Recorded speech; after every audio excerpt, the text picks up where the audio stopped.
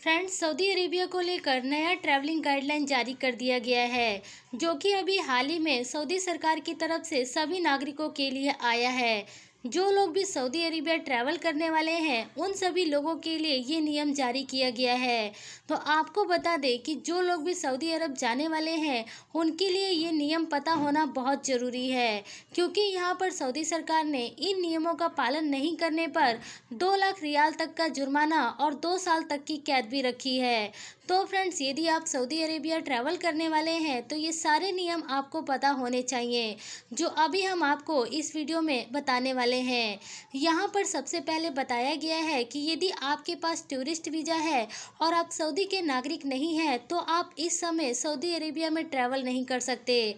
इसके अलावा अगले पॉइंट में इस बात की जानकारी दी गई है कि सऊदी आने से पहले आपको अपना कोरोना का नेगेटिव टेस्ट कराकर ही आना पड़ेगा, और ये नेगेटिव टेस्ट आपका 72 घंटे से पुराना नहीं होना चाहिए। इसमें 8 साल से कम उम्र वाले बच्चों को कोरोना का नेगेटिव टेस्ट कराने की ज़रूरत नहीं है। चलते हैं अगले पेज पर। तो फ्रेंड्स, यहाँ पर आप देख सकते हैं कि सऊदी सरकार ने इस बात की भी जानकारी दी है कि ये सभी नियम उन देशों पर लागू नहीं होगा जहाँ से अभी तक सऊदी से अंतर्राष्ट्रीय उड़ानें चालू नहीं हो पाई हैं, जैसे कि ब्राज़ील, इंडिया और अर्जेंटीना। आप इन 3 देशों से सऊदी अरेबिया में सीधा ट्रैवल नहीं कर सकते।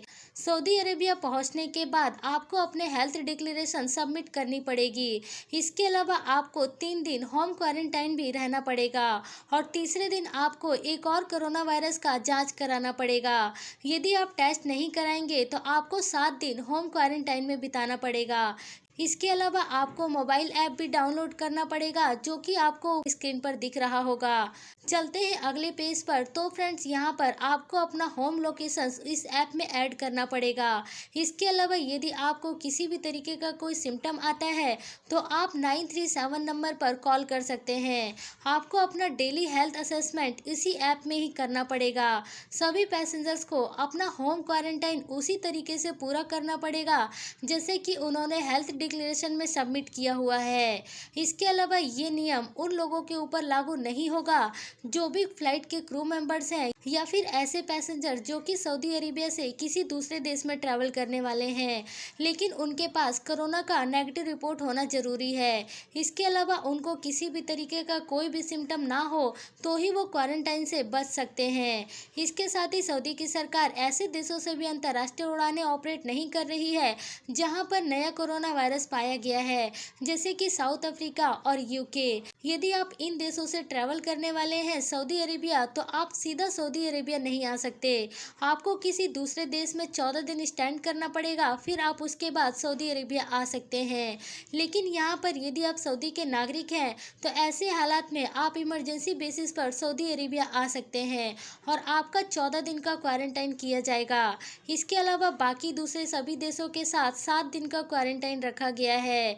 इसके अलावा फ्रेंड्स, आप बात कर लेते हैं कि यदि आप सऊदी अरेबिया जाते हैं तो आपको किस किस तरीके का फाइन लग सकता है। तो फ्रेंड्स, यहाँ पर यदि आप क्वारंटाइन के नियमों का पालन नहीं करते हैं, तो आपके ऊपर 2 लाख रियाल तक का जुर्माना लग सकता है, और यदि आप सोशल डिस्टेंसिंग, फेस मास्क का पालन नहीं करते हैं, तो आपको 1000 रियाल तक का जुर्माना लगेगा। साथ ही साथ आपको 2 साल तक की कैद भी हो सकती है। फ्रेंड्स, ये सभी जानकारी खुद सऊदी की वेबसाइट से भी जारी की गई है, और इन नियमों का पालन करना आपके लिए बहुत ज़रूरी है। यदि कोई पैसेंजर्स या कोई भी सऊदी का नागरिक इन नियमों का पालन नहीं करेगा, तो उसको जुर्माना और जेल दोनों हो सकता है। आप इस वीडियो को दूसरे लोगों तक ज़रूर शेयर करें, ताकि सबको इन नियमों के बारे में पता लग सके।